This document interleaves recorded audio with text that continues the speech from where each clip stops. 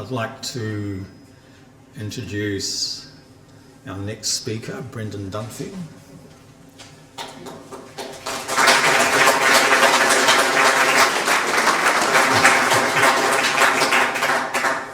Brendon is with the University of Auckland. Seems to have a lot of students. Busy with them, but anyway, quite well. Tēnā koutou katoa, ngā mihi nui kia koutou e tēnei ata. Ko Brendon Dunphy tōku ingoa, nō te whare o Tāmaki Makaurau aho.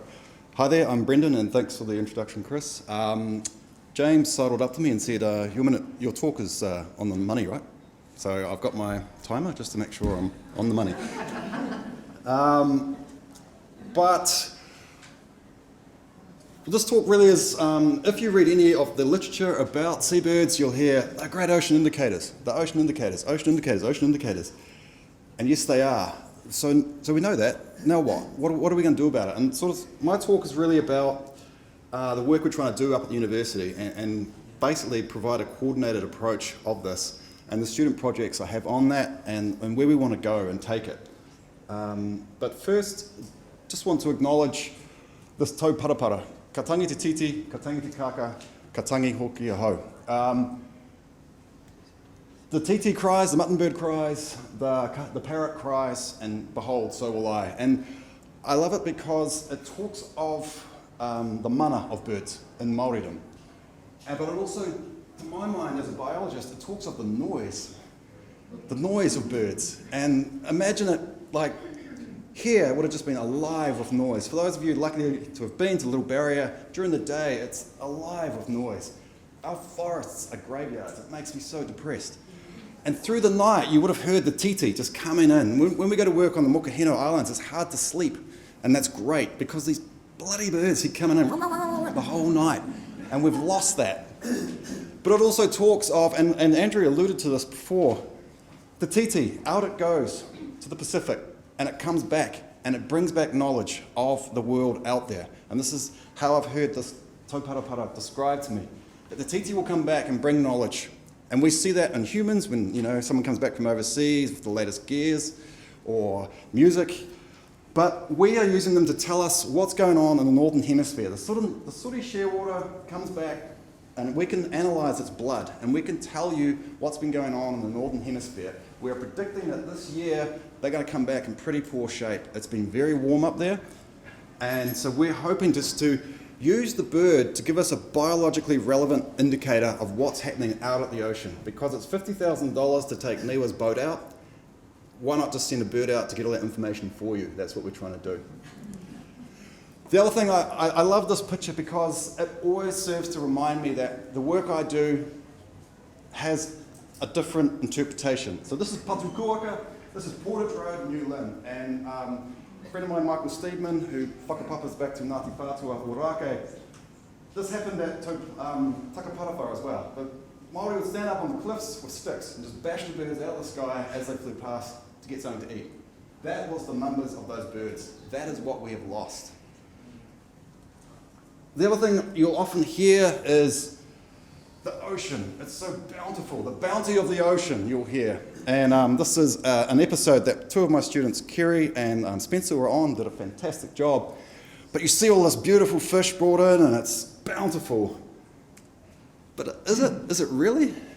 It's not. This is chlorophyll throughout the world's oceans. And it's only in particular areas you have that productivity. The bulk of the ocean is not productive at all, and that's where seabirds live. And so they live in making a living out of the sea is actually quite hard. They live on a knife edge, and if you want an indicator, you want something that's living on a knife edge. You don't want some robust thing that can just handle it. You want something that's going to tip. And we can see this when the prudent parents, you may hear this a lot, but the prudent parents, and so if ocean conditions get too bad, they just abandon the chick. Or the chick suffers. They preserve themselves. So the other thing they do is that they don't have a single egg. They have a very long lifespan, with a very long reproductive lifespan. So they're living on this knife edge. And what we're trying to do is just take small samples off them and understand what is that telling us about the ocean. And you get terrible signals like this. This is 2015 in the Northern Hemisphere. Huge amounts of guillemots washing up starved on the beaches of California, Alaska. When the sooty shearwaters came back down, we could see in their blood that they had very high blood stress parameters, and we saw it year on, and then the water conditions, this warm blob disappeared, and their blood parameters, they came back up to a healthy state. So what we're trying to develop is an oceanic glucose meter. You know when you go to the doctor and they take a test for your glucose, are you nearly diabetic or what? We're trying to analyse their physiology to try and find what's that thing that can tell us, that can tell us about the state of the ocean. I really want to pay homage to not only to Chris and the Northern Seabird Trust who have supported us in our work, but also to GT. I don't know if you've ever met Graham Taylor, but he is a bit of a legend in that he's been looking at Oi out at Bethel's for 30 odd years. That is dedication. He comes up 3 times a year, often on his own annual leave to do this work. And from his work, you can then work out what's the effects of ocean state on birds. What we're hoping to get is, I'm not really like GT, I don't have 30 years to spare. I'm hoping for something just a little bit quicker to report. So we're hoping to use physiology. So, obviously paying homage to Eden and all her beautiful photos here. When we go out onto these magic islands and the privilege we have to work there, what are we looking for? And so, a bit of a staged photo of us looking out to sea, but you know, you get the point. So what do? We're very interested in where they go. Where are they? What are they doing out there beyond the horizon where we can't see them? So we use GPS tracking for that. And you can get very, very tiny GPS loggers now, down to 2 grams. So if they go, we can analyze their behavior through algorithms and models. Are they doing anything different? How are they responding physiologically? Are they expressing a lot more large red blood cells, which is indicative that they're producing more new red blood cells, that they're under stress? I could take your fingernail, your hair, I can analyze your stress hormone levels. We can do the same for the birds from their feathers. And in fact, Kerry will talk about how we've gone, I hope she will, how we've gone through the museum samples and looked at penguin feathers as well, going back nearly 130 years. We can look at the nutrition from the blood. Oxygen delivery, and why does it matter? We're trying to find that signal before trouble occurs, and to say to resource managers, we think there's something going on here, let's institute some management actions. The beautiful thing about seabirds is they're apex predators. We can access them on land, we can go back to that nest box, pull it out. You can't do that to a whale, a dolphin, a shark. So they have that real benefit. I'm just going to skip. These are the key players. Northern diving petrels, grey-faced petrels, sooty shearwaters, and I haven't included penguins, but those are the key birds we look at. These are our amazing sites we get to work on at the Mokahino Islands, Tiritiri Matangi, and often out at Ihumoana on the west coast. So I'm just going to have to skip through a few here. But I just want to emphasise this one. So this is a diving petrel project where we attached GPS loggers to birds at Tiritiri Matangi out on the Mokahinos. These blue dots, the light blue is where they're just commuting. Dark blue is commuting, light blue is where they're diving underwater and foraging. What we found was we expected these birds to go all the way out to here, to this rich resource out here. They don't. They just stay here, they stay there. Brilliant. That gives us an indicator of local conditions on a really small spatial scale. These guys are eating different things. They're targeting fish and squid mostly. These guys are eating krill. So we can see on a very small scale that our seabirds in the seabird hotspot are doing different things.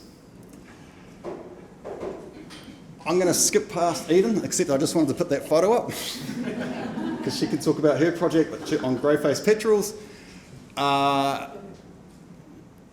Kerry, again, I'm going to skip past her because I've got 48 seconds.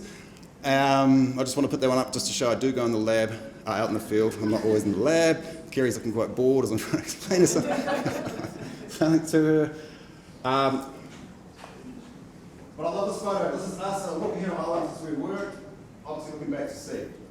We're trying to understand what's going on out here from the perspective of the birds and relay it back to land, to us.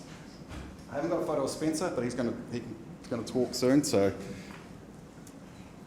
and finally, okay, so at the university, we're trying to develop a coordinated approach of using seabirds as ocean indicators in conjunction with key collaborators. We know that they bioassay different patches of the ocean. What we need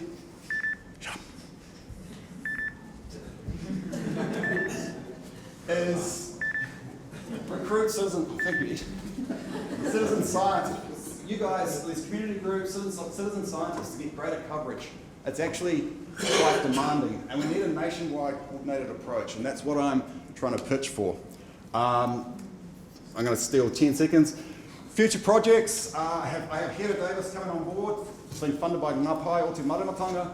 Her project is Whakarongo Kina Manu. We want to use seabirds and understand Indigenous approaches to seabird conservation. Can that provide a future information stream? And I think I'll end it there. That's it. Thank you very much.